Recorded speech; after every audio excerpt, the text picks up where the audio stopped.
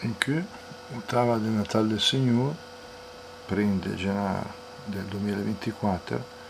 come insomma anche in cui fa vedere conti presepi e cominciano da quelli degli anni in Gesa per i due che del cortile del centro parrocchiale Paolo VI, quello verso la fronte della casa,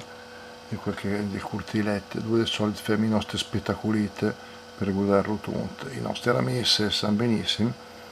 che fermo ogni anno e spero che quest'anno di poter replicare la nostra iniziativa.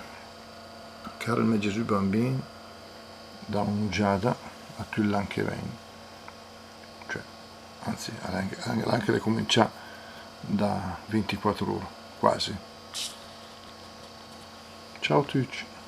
ciao ciao.